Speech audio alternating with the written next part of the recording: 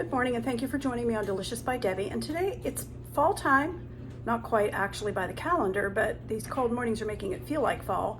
And so today I'm going to make some pumpkin scones. I've been wanting to make these for a while, so I'll show you how I do them. So first of all, I want to put the dry ingredients into here. And I need 2.5 cups of all-purpose flour, and that's what mine is. Put that in there. Guess there is some still. Okay, and I want 1/2 cup of packed brown sugar. I am using a Splenda supplement just so I don't have so many carbs, and I want 1/2 cup packed. Okay, I think I'll shut that up so it doesn't get any moisture in it. All right, I want 1 tablespoon of baking powder.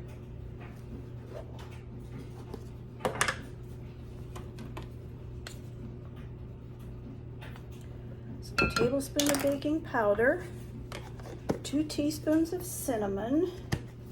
I have my cinnamon here. 2 teaspoons.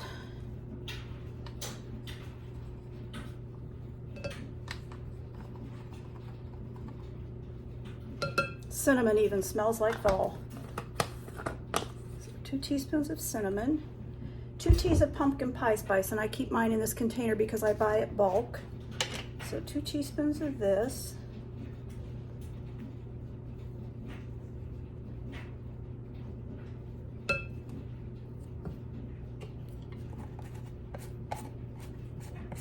Okay, and 1/2 teaspoon of salt.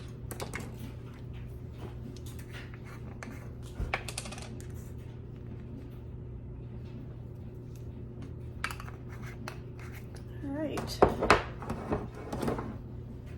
Okay, I want to mix this up good, and I'm going to use my whisk because I want to make sure I get that brown sugar that was packed in there. Okay, and next I have a cup, 1/2 cup, 1/2 cup of butter that I cut into chunks and then I chilled it. So I'm going to put that in next. I'm going to use my pastry blender and get that all fine. Don't want any pieces any bigger than like a pea would be. So I'll use my pastry blender that I use for pie crust. Okay, I have that all ground up nicely, blended up I should say, with my pastry blender. And now I want to put 3/4 cup of pumpkin puree, and that's, I'm using Libby's pumpkin.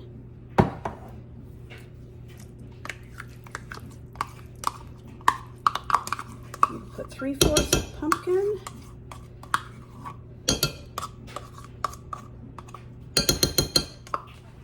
I want 1 teaspoon of vanilla.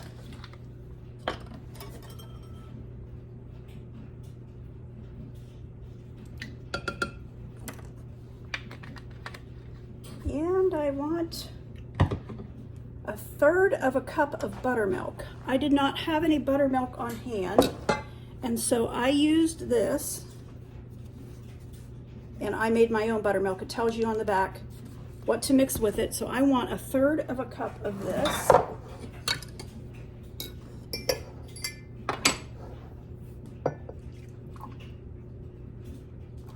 Okay, so I use 1/3 cup of it in that. And I'll just mix this up, and we just want to mix it until there are no dry streaks of flour. You don't want to over mix it. Okay, I'm over here at my counter now, and I have it all mixed up, and I'm going to put a little bit of flour on my countertop. I'm going to bring this out onto the counter.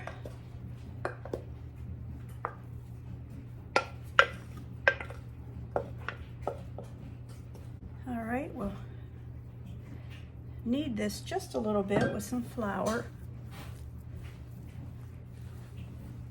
It will be a little bit sticky, and that's okay. Turn it over on itself a couple times. That's what gives you the nice layers. All right, I'm going to make this into a round flat cylinder.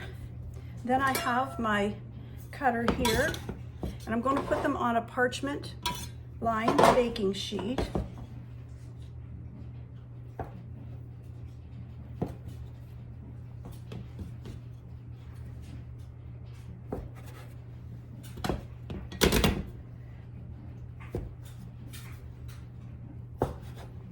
Cut it into 8.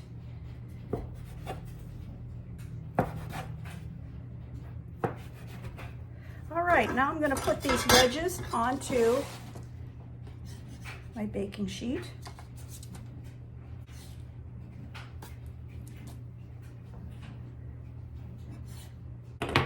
There we are. I'm going to put these in the freezer to chill for about 15 minutes.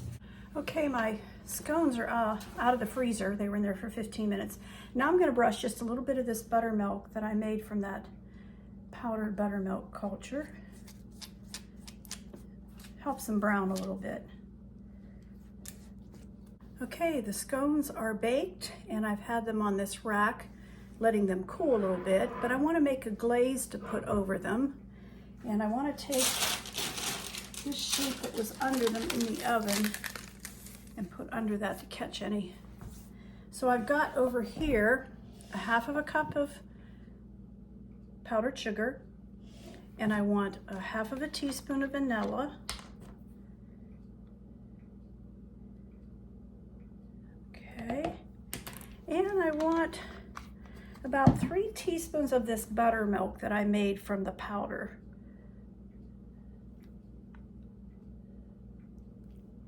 If that's too much and it's a little runny, I'll just put some more powdered sugar in it. Let's give that a stir and see. Okay, so there it is. And I'm just going to drizzle that over these.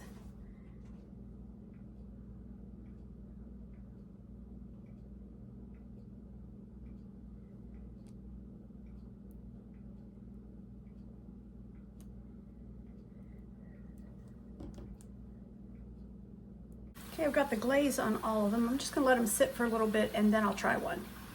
Yeah, I'm gonna try one of these pumpkin scones.